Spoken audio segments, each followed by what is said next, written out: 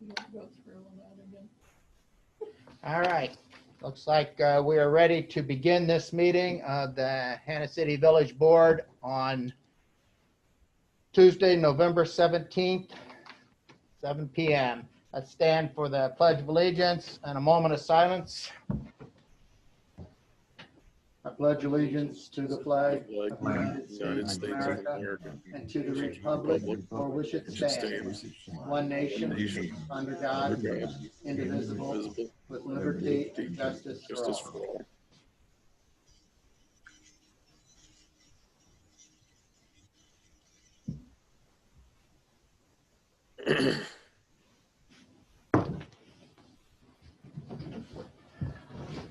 All right.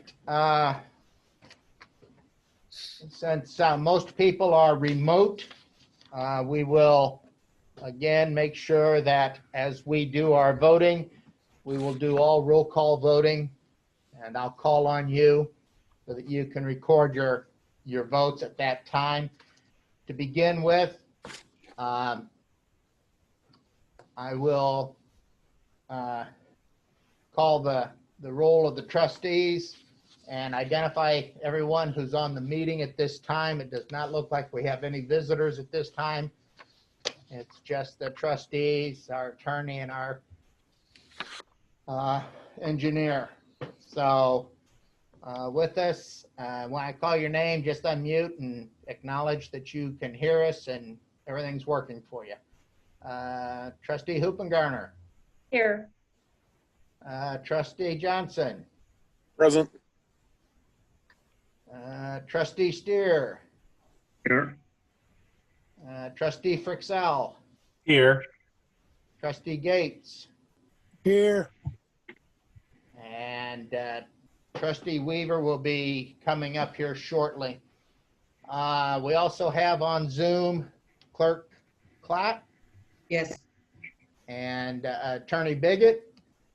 I'm here. And Engineer Lott. Good evening, Mayor and Board. All right. Thank you very much for attending. We will start off with Present in the room. Fred is present in the room. Present in the room is myself, Fred Winteroff, Mayor, City Administrator Brian Baylor, and City Treasurer Lori Braden. Okay, first off is a public hearing on proposed variances. There's two of them that have requested a variance from our ordinance 154 D3, requesting a 2-foot variance on the height of a fence along the backs of their properties on 2nd Street. You should have received that information in your packet. So at this time, I will entertain a motion to open up the public hearing. So moved. Motion by Johnson, Second. second by Hoopengarner. Any further discussion? We'll vote on it. Hoopengarner, Yes. Steer, Yes. Johnson. Sorry. Yes. Frixell, Yes. Gates. Yes. All right, motion carried. We are in a public hearing in reference to the proposed variances. These Rod Weaver has just entered our office for the meeting tonight. The proposed variance is for an 8-foot fence at the rear of their properties at 214 and 218 North 2nd Street. The fence would actually be along 1st Street there. All of the houses except the one on the corner of Hannah and 1st all face 2nd Street. So there's no houses facing 1st Street. They want to put up an 8-foot privacy fence to kind of match the 8-foot fence that is being erected by the coffee can. The Planning and Zoning Committee met yesterday, went through the findings of fact, and the recommendation to the council by the Planning Commission was to approve these two variances. Are there any questions or comments or input for the public hearing?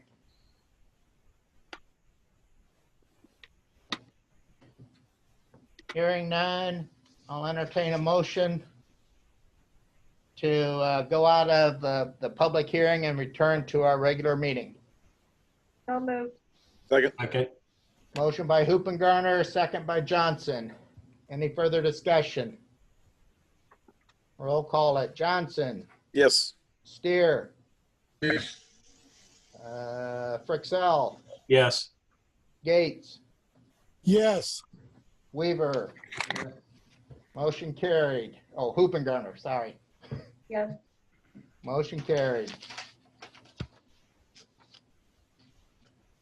All right, first thing on our agenda is the approval of our November 3rd regular board meeting. You should have received the minutes in your packet. I didn't see any changes or corrections. I'll entertain a motion to approve our minutes of our November 3rd meeting. So move. Was that Johnson? Brixell. Frixell, okay. I've got a motion by Frixell to approve the minutes. Do I have a second? Second by Weaver. Any further discussion? Okay, roll call. Steer, Yes. Frixell, Yes. Gates, Yes. Weaver, Hoopengarner, Yes. Johnson. Yes. Motion carried. All right. Treasurer's report. It's 48 pages long. We did not send that to you. Nothing out of the ordinary on that. There will be packets in your box with the treasurer's report on it, so you can come up and take a look at it. If there's any other corrections, we can take care of that at our next meeting. But at this time, I will entertain a motion to approve the treasurer's report and to pay all outstanding bills. So moved. Second.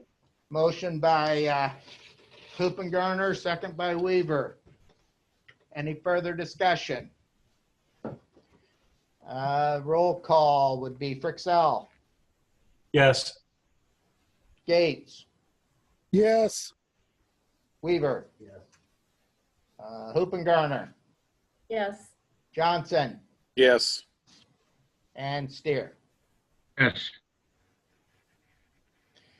All right, motion carried. Brandon, we're down to you. What would you like to update us on the water tower? I think we had a very good meeting last week with Jim and Brian. I think we got the answers that we needed to finish this up. I really thought it was very productive and thank them both for their time. We're able to make sure we're aligned with really what Jim is after as far as some of the details of the infrastructure. So we continue to complete the design and prepare the permits for next month as we have in the schedule. That's about all I have on that topic. If there's any questions. All right, does anyone have any questions for Brandon? So basically, we're still moving forward. Timeline still about the same as what you gave us the last time, and Yes, sir. you're just finishing up your work. Exactly. All right, very good. The only other thing I had, and Brian, I don't want to step on you. I don't know what might be in your report, but yesterday on your behalf, we participated in a boot camp, they called it, for, you'll recall that you're part of a grant from Tri-County to study your roadway, the condition of your roads.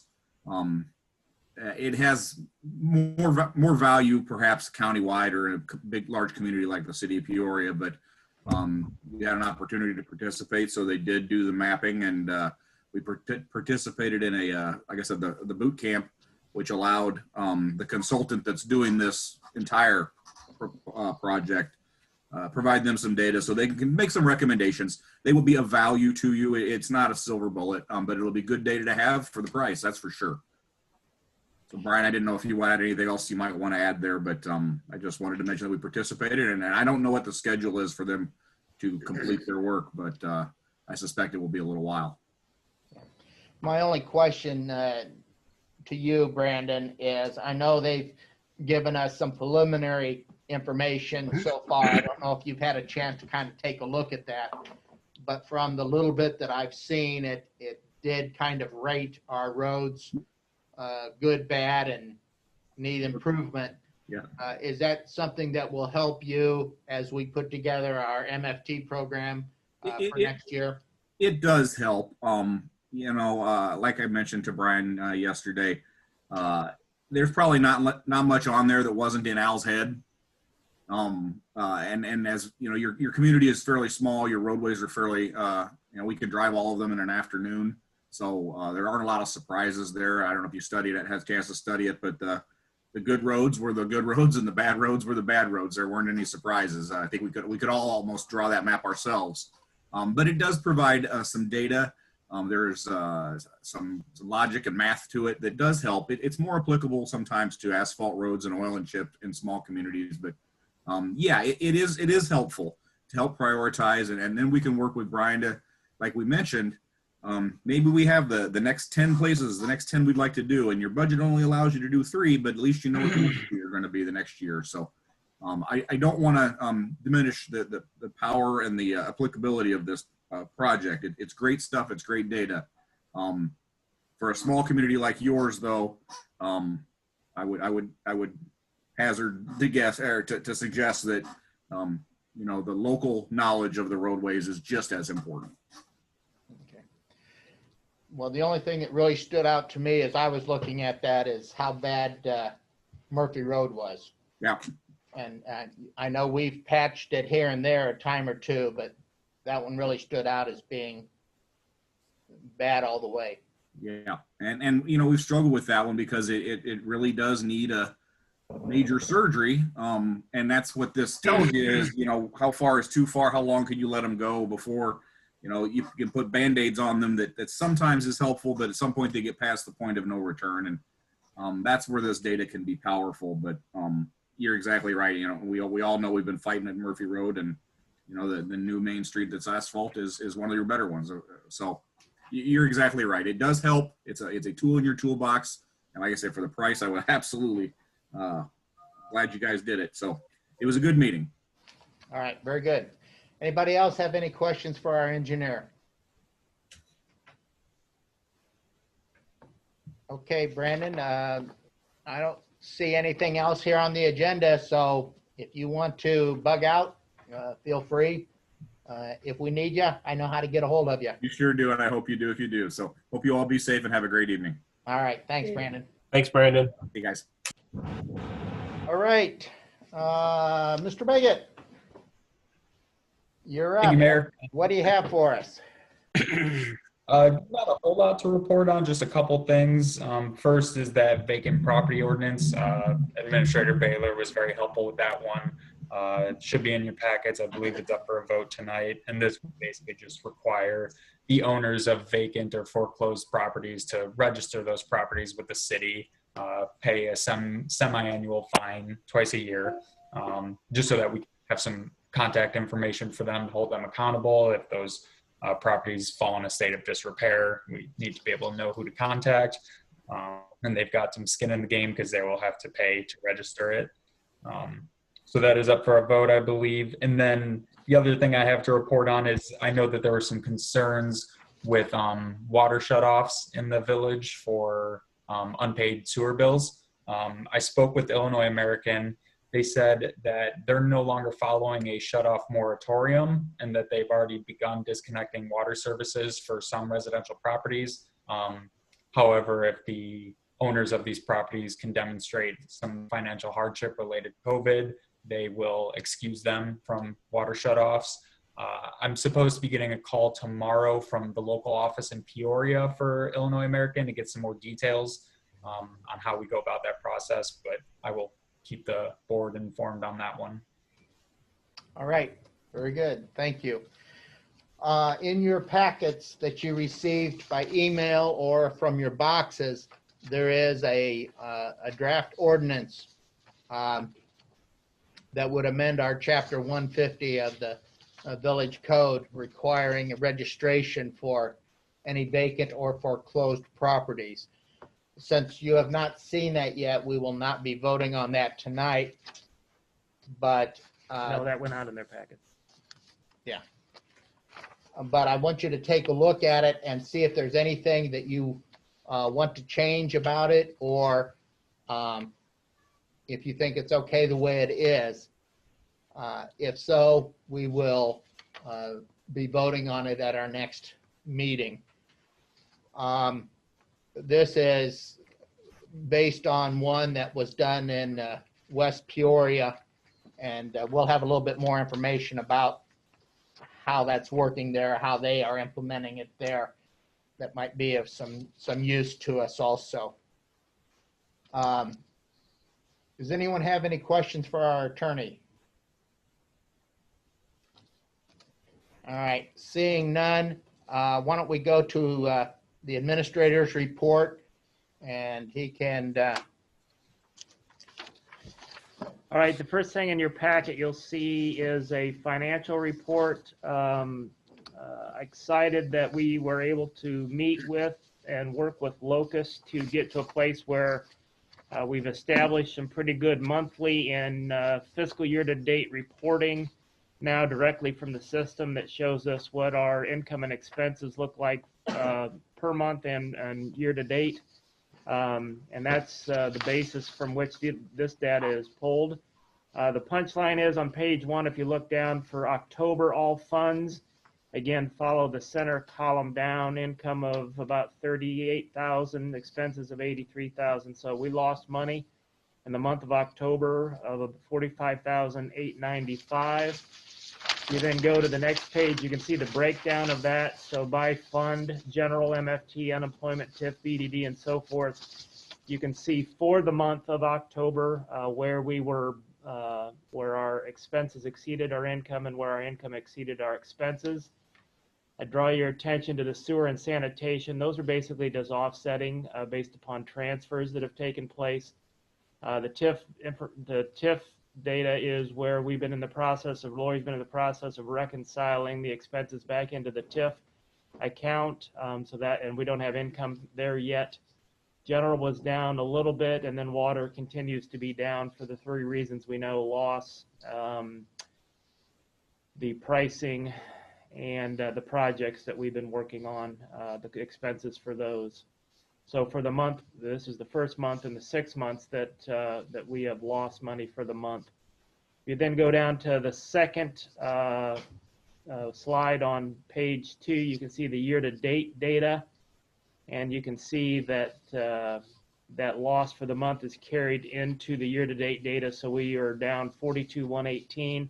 I went back and looked at last month. We were roughly $3,500 or so to the good. So it does seem to balance out. That I think I was within $2 of my estimate to what the reports are giving us for the year-to-date loss. So year-to-date through 6 months, we're down 42,118. If you look, then go to the next page, page 3. I'll give you the details on that. So general, we're up. MFT, we haven't got that into the system yet. Unemployment's pretty small. TIF year-to-date with no income. You can see the expenses being reconciled into there. BDD, nothing at this point. Water, big issue again for the 3 reasons we know about: water loss, pricing, and the projects that we've been working on. Sewer and sanitation, again, pretty much offset, and then garbage is just a little bit to the good. So year-to-date through 6 months, a loss of 42,118. Then what I did is I went and reconciled the cash. So if you look at the bottom of page 3, I basically took the operating account cash. In my mind, I'm calling the general checking account the operating account because there's a general fund and a general checking account, and those two aren't one for one. The operating checking account is where all of the funds flow in and out. for the most part. So at the end of September, we had lost, or excuse me, we had 129,542 in cash. In October, that number dropped to 81,489. So that's a loss of 48,053 in our operating checking account cash. How do you explain that 48,053 loss? Well, if you look at the P&L, 46,059 of it came because we lost that money in the month of October. So we're within $2,000 of the cash loss. So I was able to pretty well reconcile that with the P&L, which made me feel better about the reports. Then if you look at the overall cash summary on page 4, so the total cash for the village in September, we had 1,302,211. In October, the end of October, we had 1,265,539. So that's a variance of 41,673 that we're down in total cash. And most of that's in the operational side, money that has not earmarked or designated for anything. And then a small amount of it came out of the designated earmarked portion. So those two numbers, the 4810 and the 863, add up to the total cash decrease. So if I take a step back and summarize our year-to-date financials, we had an operational loss for the month of October, which then also translated into a year-to-date loss. Our project costs are the main contributors: TIF, without income, water tower expenses, and then also the other water issues we talked about. We do have a good amount of cash to offset those operational losses, so short-term it's not an issue. Long-term, if that trend continues, it would be an issue, but there's possible good news coming. We got BDD income that's going to start in January. We're going to talk about a water price increase tonight, and that would be another positive. And then we've got a levy increase to discuss between now and the end of the year. So that's kind of a summary of where we are financially through October. Any questions on that? All right, the second thing then in your handout is just administrative report highlights, just some things I wanted to update you on. We did have a meeting with Locust. That meeting was twofold. We talked about water loss, and then we also talked about these financial reports that we use to generate the data that I just shared with you. As far as the water loss, we spent a good amount of time talking through how the process works, how data is transferred, each step in the process between Beacon and Locust. We chased a couple of rabbits, ran some reports, but to be honest with you, we were not able to find any apparent data transfer issues that might be causing us to see the loss amounts that we've got. We did agree in that meeting that we're going to look at inactive accounts and follow those for 3 months to see if anything crazy is happening with those. And then we're going to track the Beacon to Locust data and make sure that is in alignment for the next 3 months as well, just to make sure that we're not missing anything. The other thing that we talked about in that meeting was the need to further test, validate, and quantify the Illinois American meter to our meter, and to make sure nothing is happening between those two meters that is causing any issues. We don't believe that there is, but the meter folks brought up a couple of ideas that we thought were worth chasing. So we're going to take a look at that. And then we're also going to test with the approval tonight. It's later in the agenda, but we'd like to test 10 meters and see if there's anything that's happening with the smaller meters on the bigger volume customers, and see if there's any information or data there that comes through that points to anything. So that's kind of what came out of that Locust water loss meeting. Any questions on the Locust stuff?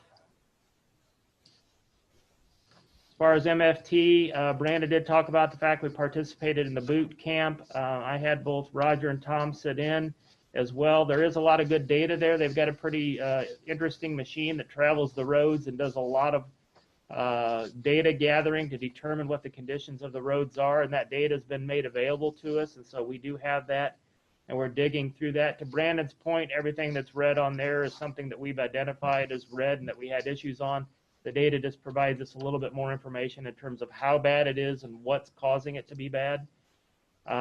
We're planning to meet again with Brandon and Joe Adams in the next 30 days, and our goal is to use the data to work with Tri-County and to build a 5-year plan that says what do we want to do each year for the next 5 years, and then eventually present that back to this group and then seek funding and pull the trigger on that. So it was a good meeting, good information. We learned a lot, and making progress on a plan.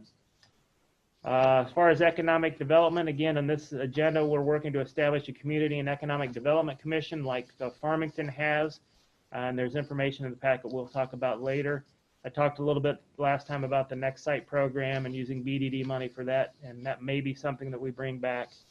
And then as far as other items on the list, just things we've been working on is getting the taxing bodies or identified for the BDD launch. We had a water tower meeting. We're working on the vacant property ordinance and process, how to manage that. Water price increase, we did some work on that. The Lakeshore Drive sewer, the truck route signs, and the coffee can variants and permits. That's just some things that we've been working on. So any questions for me? Anybody have any questions? All right, seeing none, let's move to committee reports. Okay. We do have a certificate that is coming due on the 23rd. It's for the water fund. The balance right now is $53,765.23. That certificate will roll over for 39 months at whatever the 39-month rate is if we don't do anything with it. I do recommend that we do not let that roll for 39 months. When I looked at the rate on a 39 months earlier, it was like 0.4. I don't know if we would want to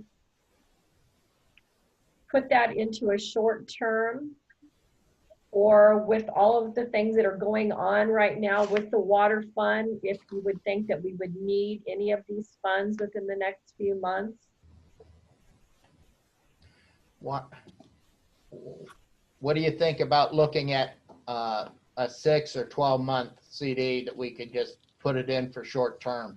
Yeah, there is a 9-month right now that they have a special on that is 0.31 for all the specials that is, but it's still better than setting in a savings account at 0. Yeah. 0.05. I would suggest that we don't go out any longer than 12 months. Why don't you, well, let's see, how about if we entertain a motion to allow the finance committee to find the best rate for under a 12-month CD? Yeah, do you think that we're going to be needing that with all the stuff that's going on with the water? All the money that we've lost already, do we want to take some of that and move it to liquid assets instead of letting it stay in a certificate where it's locked up, or just leave it? I don't think we'll need it within the next 12 months. Okay. I think we'll be okay for at least that long. I wouldn't want to go out any further than that, but for at least the next 12 months, I think we're okay. Okay. I'd like to make a motion that we take a look at renewing that certificate for less than a 12-month term at the best possible rate. All right, we've got a motion. Do I have a second? Second. All right, motion by Hoopengarner, second by Johnson. Any further discussion? Okay, hearing none, roll call. Gates? Yes. Weaver? Yes. Hoopengarner? Yes. Johnson? Yes. Steer? Yes. Trixell? Yes. All right, motion carried. Anything else under finance? There isn't anything else that I have necessarily on there. There is one suggestion, though, that we've kind of been kicking around when Lori and I was talking yesterday, is that we do have money every month that we put aside into different accounts that comes out of the general fund and into different savings accounts. And our street account is getting to be pretty large. I don't know that we've got anything big planned within the next year or so, where our water is really an issue right now with the money that's in the water. We thought about maybe suggesting putting less in the street improvement account and more towards water tower savings. All I right. think right now we have 1,500 in one and 5,000 in the other one that we put in monthly. Maybe flip-flopping that for a while, seeing how that, to kind of get that water tower savings built up. Okay. Discussion? It's just a suggestion. It's not. Anybody have some ideas on that? Do any street work, I'd suggest we go 2,500 on the streets and the rest go into the water. What are we putting into streets right now? We're putting 2,500 into it. 5,000. 5,000 is what we're putting now in streets. 2,500 in water. 50, Do we want to wait and see what our 5-year street plan is? Are we, the money we're taking out of the water accounts for mainly professional services, right? Yeah. And some of the other testing we've had done? Right. Are we, I mean, we already had a quote from Farnsworth what it would cost. Are we going to outstrip what's in that account? Or, And I don't know. Depends on what kind of grants or what we get for that. 79, but we got, well, that's not going to touch the tower. I mean, so Right. besides building the tower, that account's just there to cover the cost of designing it and some other costs we have. So, Yeah, and we should have enough money in that water tower savings account to cover all of our expenses for the design and permitting of the water tower. that's right. Because once that's done, then that account's, you know, I guess it could still be used, but its purpose will kind of be gone. That's why I don't know if we put more money in it, you know, when the street's going to be ongoing. I mean, we have Right street. now in road improvement, there's $241,148. And in the water tower, there's $111,608. Yeah. So the street fund is getting to the point we could do a smaller to medium sized job, maybe. Right. Another 100,000. Yeah. we got I mean, almost 100 in MFT. What was Main Street? Main Street was over 300,000. Yeah. That's what I mean. The street ones, I wouldn't take any money out of the street. I guess my point is because that thing's just getting to the point we could think about doing another job. Yeah, Kinda. MFT dollars is 93,000. Yeah. Yeah. the Main Street project was quite a project also. It was 2 blocks long. So Yeah. I don't think we need to take too much away from street and water or street and alley anyway. Okay. Yeah, I don't think I wouldn't take anything away from streets. Yeah. 2 blocks isn't that big. I agree with you. If they need money for water and Well, I think that kind of moves us into the discussion on water. You know, we have been losing money from water, but that's because of our rates and having to absorb the 21% rate increases from Illinois American that we have not passed on. So we have been absorbing all of that. So I think that's coming up here under our water, looking at redoing our rates. So,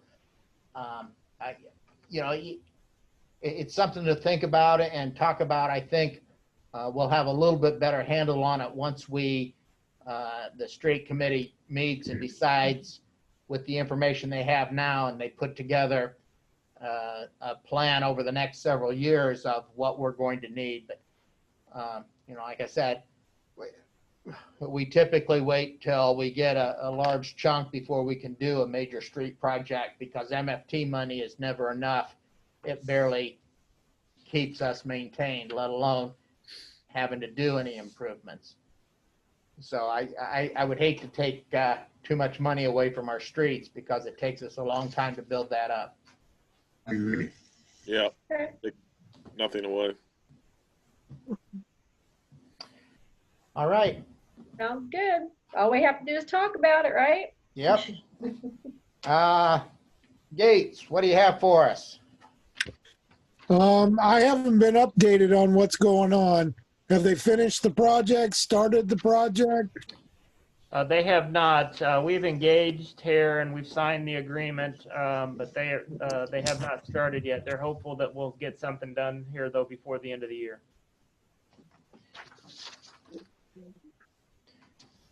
Okay, so with what they're talking about is the Lakeshore Drive sewer project that we approved at our last meeting. We have been in discussion with Hare, and they're trying to get it on their schedule, hoping to get it done before the end of the year. All right, streets and alleys. Who knows anything about the truck route sign update? They've got the signs that would south of 116 done. They had to order the signs since we made the change to put additional signage here north of 116. Those signs are ordered, but they haven't come in yet to be put up. All right, so we're moving along on getting our signs up for our truck route. Don't have any MFT expenses or anything. All right, police and planning. With the two ordinances that we talked about earlier, for the variance on the maximum height requirement. Normally 6 feet going to 8 feet because of proximity to the commercial and wanting to continue the same size fence down the street, basically, that Coffee Can's building. I think it's all going to be built in one project, basically. All right, so I have entertain a motion to approve ordinance number 20-11-02 in reference to the variance for the rear yard fence at 214 North 2nd Street. So moved. Motion by Johnson, Second. second by Frixell. Any further discussion? Is, Did you gonna have for along by the coffee can also for an 8-foot fence there? Say that again, Bill. That fence he's putting between 1st and 2nd Street, that's 8-foot fence. Is he gonna need a variance for that one? No, commercial allows an 8-foot. These two properties are residential, and our ordinance regulates a 6-foot fence on residential. On residential, okay. Yep. All right, I've got a motion and a second. Roll call. Weaver, Yes. Hoopengarner, Yes. Johnson, Yes. Steer, Yes. Frixell, Yes. Gates. Yes. Motion carried. All right, I also have ordinance number 20-11-03. Same variance for 218 North 2nd Street, the house next door. So moved. Second. Motion by Johnson, second by Frixell. Any further discussion? Roll call. Hoopengarner, Yes. Johnson, Yes. Steer, Yes. Frixell, Yes. Gates, Yes. and Weaver. Yes. All right, motion carried. Only other thing, and Caleb, you don't have that information, but we got our calls for service from the Sheriff's Department for the week of 11/7 or 11/1 to 11/7. We had 13 calls for service. Anything else under police and planning? Nope. All right, Frixell, water. Mr. Bryan might have to help me with this because he was, Yeah, on the water loss, I talked about under the administrator's report, the steps that were taken based upon the locust meeting. And one of those steps was to test some meters. So in your packet is a quote from Midwest Meter for $630, which is the cost to estimated cost to do the 10 meters that we want to test. And this is approved. Jim's been working to figure out which ones that we want to test to see if that sheds any light on our loss issue. So we'd be looking maybe to not exceed $700 on the meter testing. Where would we test the meters? Who's going to test the meters for us? Midwest Meter is going to do the testing for us. Okay. That's Is this the same place that tested our previous meters we had tested and said they were garbage? No. No, this is a different place. Are we hoping for the same answer, or is this a different? When we had the meeting with Locust, the discussion in that meeting was that the smaller meters and the heavier volume, smaller meters, they just wanted to test and see if there was any water loss issues associated with them. The Midwest Meter people seem to think that that might be a place where we might be experiencing something. We've basically gone through all our meters. We've taken several out and sent them off for testing, and several of them have failed. So we are basically out of water meters at this point. So basically this request for 10 meters will allow us to, again, remove some meters that Jim is trying to identify which ones he thinks might cause us problems, and have them tested to see if that is another is a major factor in our water loss. Okay, so this is just for the purchase of meters, not for testing of meters.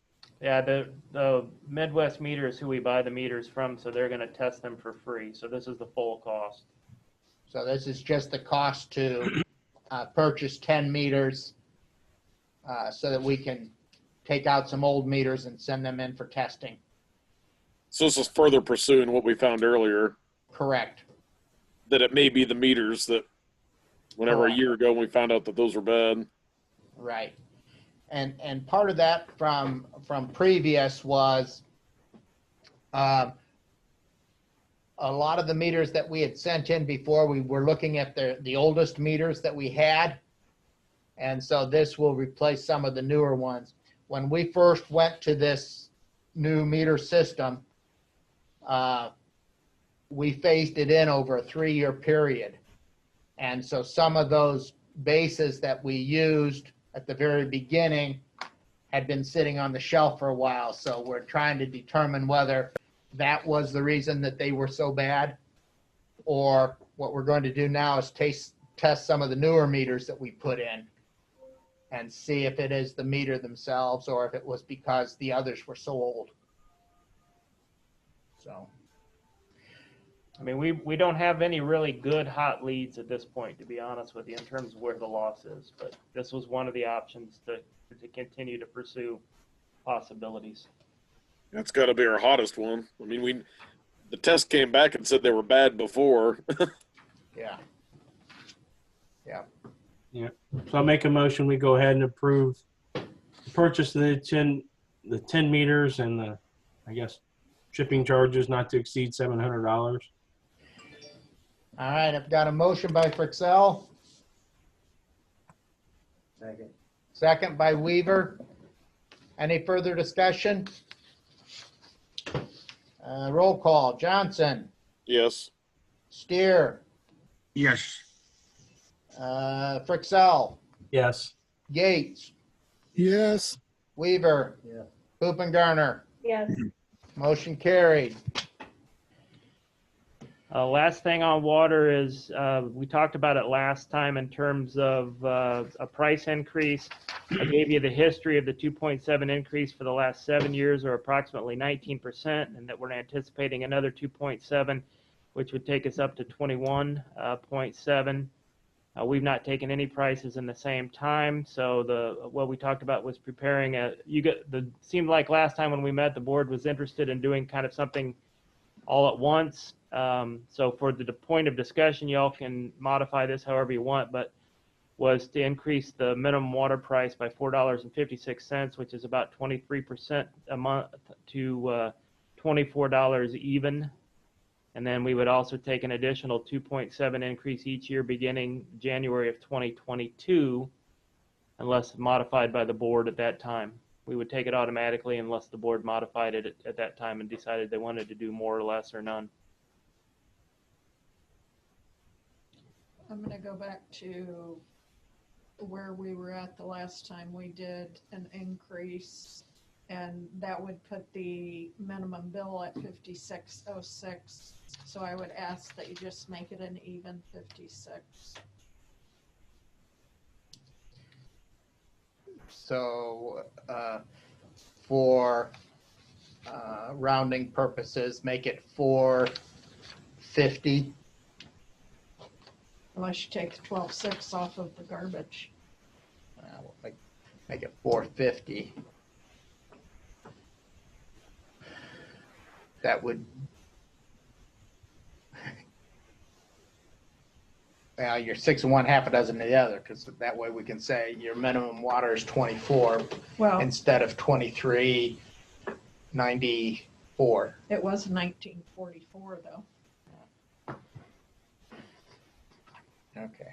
I'm okay with whatever y'all want. I mean, What do you think? what matters is making change. What? Yeah. Do we want to go with the monthly increase of 456 or 450? What's best for Lori? Or What would you want it to be? 2354. It would end up being 56 then. $56 for a minimum bill. Okay. That sounds fine to me. All right. So the It would be 2454 minimum water, or 24.54. 2354. $1 less. no, that's wrong, Lori. It would 6 be or it would be 456. We're paying 24. 94, 2394.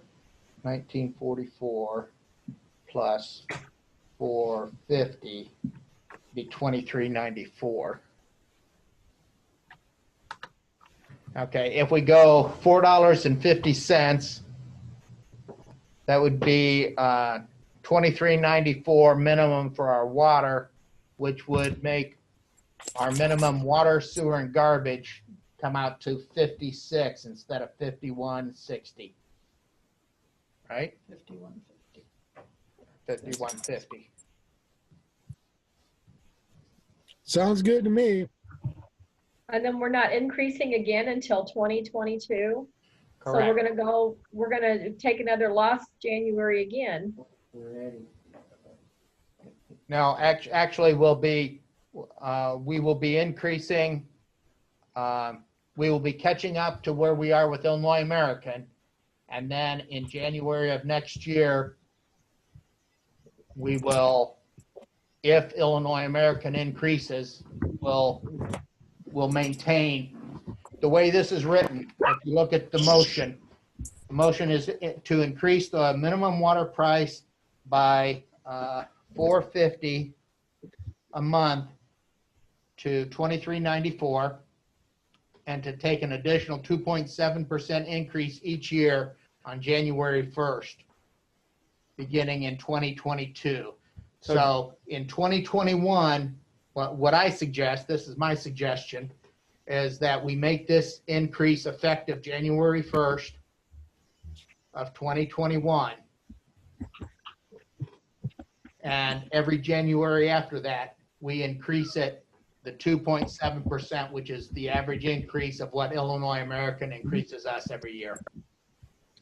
Deanna, to answer your question, there's a 19% deficit currently. We're assuming another 2.7% Okay, increase that in was my question. 2021, which would be I'm not looking 21 at the thing on here. that would be 21.7. The amount we're taking is actually almost close to 23%, and then that would sit Okay. at that level until the beginning of 2022. Okay, that makes sense. Yeah, So this should make us whole, a little more than that. plus some. All right, do I have a motion to that effect? So Yeah, moved. I'll make a motion. All right, I've got a motion by Frixell and a second by Gates. Is there any further discussion? Just a clarifying question. If we approve this, it's effective January 1st of 2021. Is that correct? That's right. Okay. That'll give us time to send letters out to all of our water customers explaining the increase and why we're having to increase and all of that. Would you tell me what the motion is? I will send it to you. Okay. All right. All right, so I've got a motion and a second to approve the water increase rates. And let's see, we are at Steer, Yes. Frixell, Yes. Gates, Yes, Weaver, Yes. Hoopengarner, Yes. Johnson. Yes. All right, motion carried. I'll send that motion to you, Myrna. Okay, thank you. Mike, I'm not sure whether we need an actual ordinance on this, but I think we typically do when we do a water rate increase. Pretty sure you're correct on that. I do think we need an ordinance. Okay, so I will, I'll send you this motion also, Mike, and you can drop an ordinance and have it ready for us at our next meeting to approve. Sure. Yep. We'll need an ordinance voted on and then filed with the clerk. Right. All right, thank you. We can prepare that. Yep. Okay, anything else underwater? Nope. Thank you, sir. Myrna, water checks approved. A total of 4 checks in the amount of 205 from escrow. Yes, you gave me that. Thank you. All right. Buildings and grounds. Yeah, the only thing I've got is on those 2 tables that belong to the mayor. I think we just keep them. Aye. Wait, I have been checking with the used office furniture store in Peoria, and he's looking for some tables for me right now. The 4-foot tables aren't bad, but I'd prefer to have 6 foot if we can get them. But if you're in no hurry, we'll just wait another month or two to. We'll get your tables back to you before you leave office. There you go. Sounds good to me. If you need them beforehand, let me know. All righty. Sounds good. All right. Anything else under committee reports? All right. Seeing none, we'll move on to other business. Again, we've got our resolution number 2020-11-02, extending our temporary executive powers. Entertain a motion to approve. So moved. so Motion by moved. Weaver, second by Hoopengarner. Any further discussion? Roll call. Frixell, Yes. Gates, Yes, Weaver, Yes. Hoopengarner, Yes. Johnson, Yes. Steer. Yes. All right, motion carried.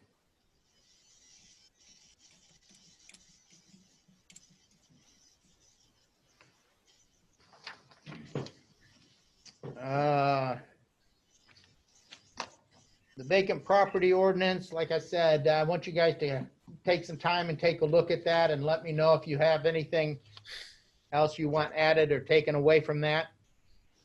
In your packets, you see a proposal to establish a community and economic development commission. Basically, it would be an advisory commission that would review any of the economic development requests that would come seeking any TIF reimbursement. It would go through that committee, and they would be an advisory committee that would recommend or give their opinions to the council.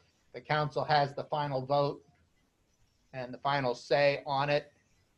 The way this is based basically on how the city of Farmington set up theirs with citizens from the community, the 4 taxing districts that we entered into an intergovernmental agreement with, the fire department, the park district, library board, and the school district would each have a representative. And then we would have some representatives from the community, hopefully someone from the business community and others in the community, and 1 or 2 members from the city council would be on that commission also. And they would meet whenever there was a request for TIF funds. Any thoughts on that? Concerns, questions? How many people are on it again? 9. It would be a total of about 9. And they're supposed to be members of the community? Right, What Wait. about these taxing districts? right. The taxing districts would each have a representative. So you'd get the 4 taxing districts, 4 from the taxing districts, 2 from the council. There's 6. And then we'd have 4 others or 3 others from the community. So the taxing districts, obviously, they don't have to be from the town, Right, but they would hold so we'd have 4 people not from town that would hold a pretty good amount of power on the board deciding how the town spends the money. Recommending or Maybe advising. recommending, not Or deciding. recommending, I guess, yeah. yeah. I mean, it's strictly an advisory Yeah. That's true. commission.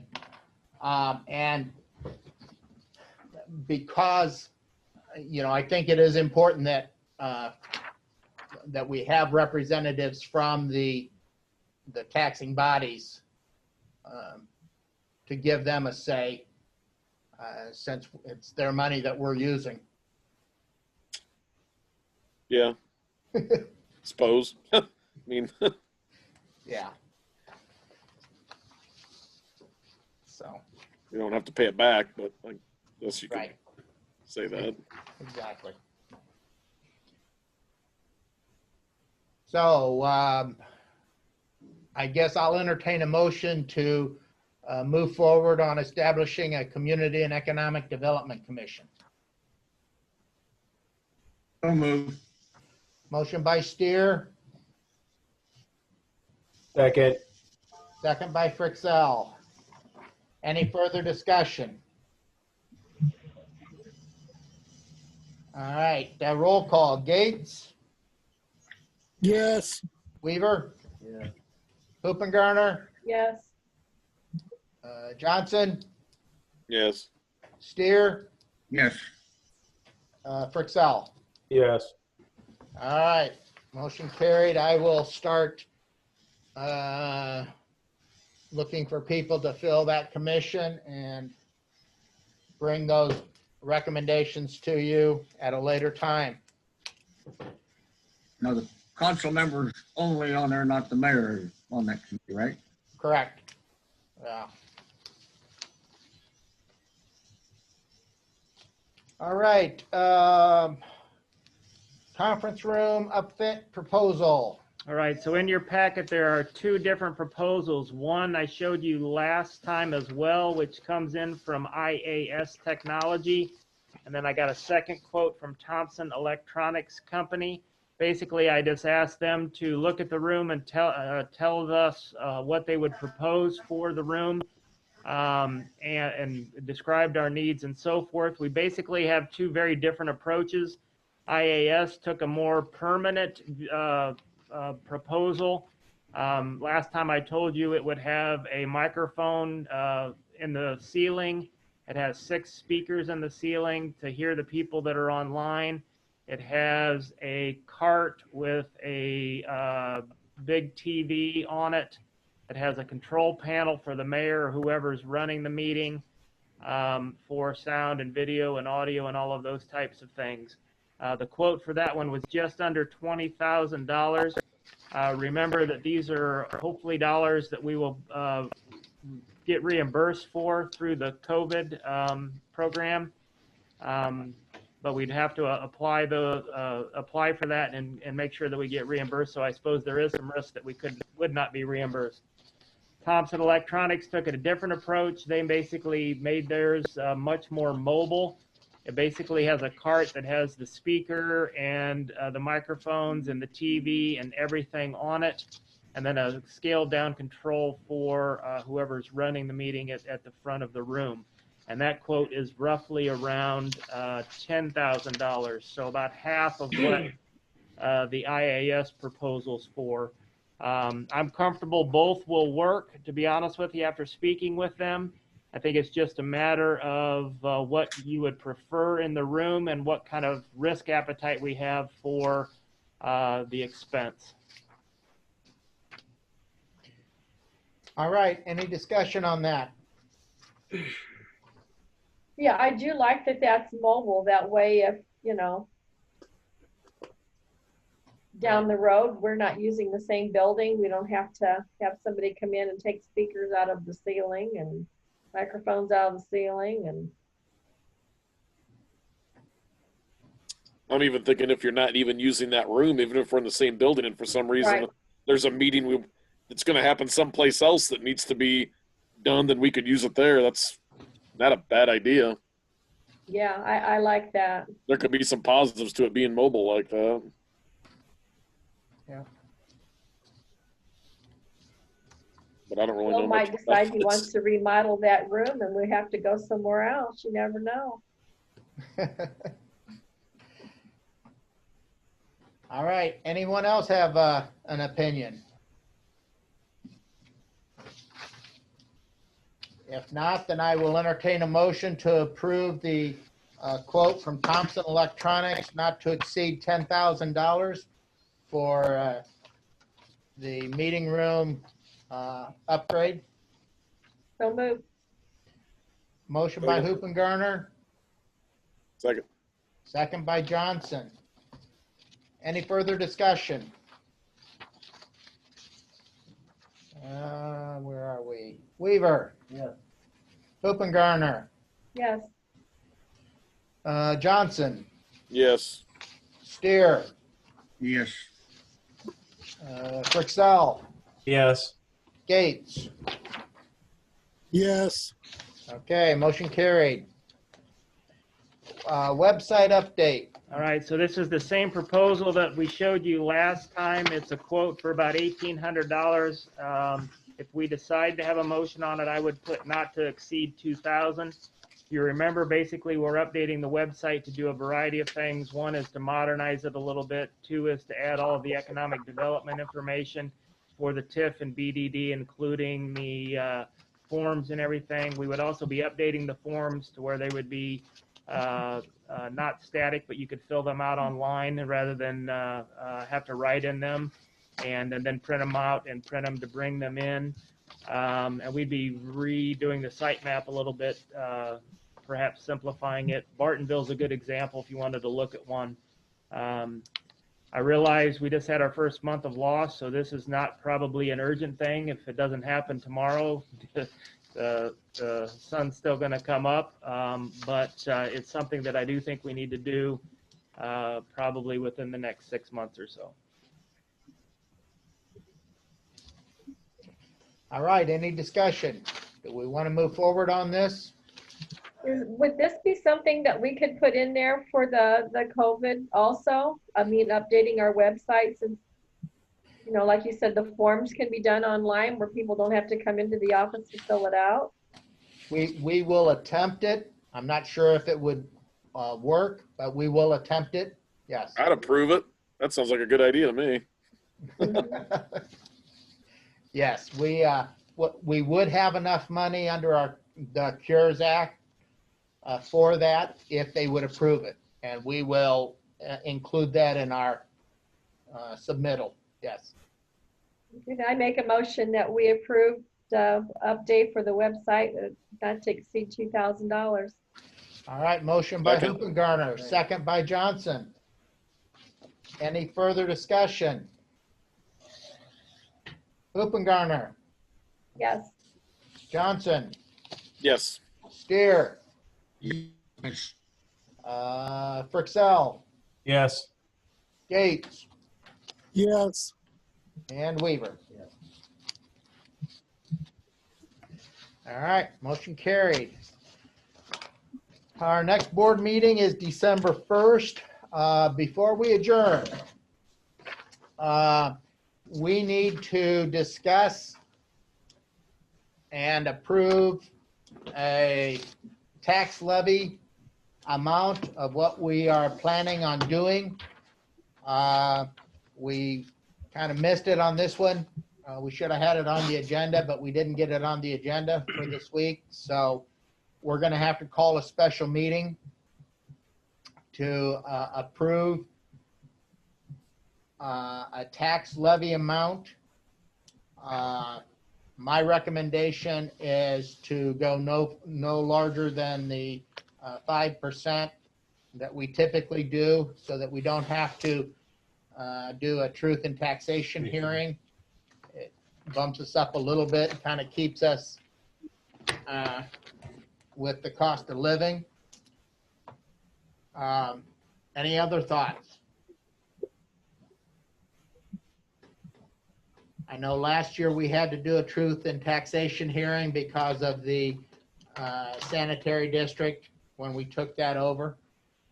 This time we will not be adding any more to that. So I'm sure we can keep it under their 5%.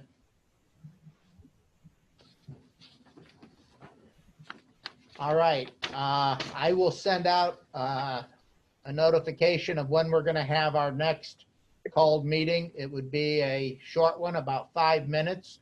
It can happen through Zoom, but we need to vote on it so that there's certain time frames. This all has to be approved and everything by the 4th Tuesday in December. And our next meeting isn't until December 1st, or something like that. December 1st, yeah. And we have to give the public 20-day notice, and there's not enough time to do that if we wait till December 1st. So we got to do that this week or next week sometime. Probably do it next Tuesday, 7 o'clock. That'll give us time to post it and let people know that there will be a special meeting to discuss our tax levy rate. Like I said, it should only last about 5 minutes because that'll be the only thing on the agenda. But we'll just set that for next Tuesday at 7 p.m. right before Thanksgiving. All right. Oh, the other thing that I wanted to bring up tonight, with the rise in the positivity rate of COVID and the governor's executive order that he has put us now into phase 3 mitigation. He skipped a phase. He skipped phase 2, took us straight to phase 3. I am recommending that we, again, shut down the office. The people will still be working, but just basically how we did it from, January or March, April through June or July or whenever we opened it up again. We'll just put a sign on the door. People will still be able to get us, still be able to use our website. Our workers will still work in the office, but we just won't have people coming in and out. Any Any pushback on that? We all Most good? places are doing it all. Most places started doing it this week. Yeah. All right. We will be doing that also. I know we've got caucuses coming up. Is it going to be affecting any of that? That's possible. The other thing, we were able to get the information into the shopper for our caucuses. I think you've all heard probably that the shopper is shutting down and they will no longer be available for us to put our notices in. So we're checking out different ways. Again, that's another reason why upgrading our website is going to be a good thing. We're going to have to steer more people to our website because of that. But we're not sure yet. As far as the caucus says, I don't know what the election board will say on that. We'll have to check. Yeah, and it could be, I mean, I don't think that the park district has closed anything really yet either, but They have to now. they may not be letting us use that. Right, yeah. From the governor's executive order today, the park district will be shutting down Friday, I think. They've got until Friday to shut down, You have to run again, Deanna. so. No, thank you. So we will keep you informed of that as best we can. Is there only one party? Is there only one caucus? No, there's two. Oh, There's one that meets up One at at the the hall. city building and one at the park district building. I didn't see the announcement for the other one. I thought I only saw an announcement for one party. They're on the same page, just down below each other. Yeah. Oh, People's and Citizens Party, I think. I don't know what I am, I have no idea. Not him either. but I'm not running, so it doesn't make any difference for me, so. I'm not running either. All right. You're not up. Details. All right. Anything else? All right. Thanks, y'all, for joining us. I hate doing these meetings over Zoom, but I think they worked well for us. Thank you all for your patience. Thank you. Thank you. All right. Thank you. Take care.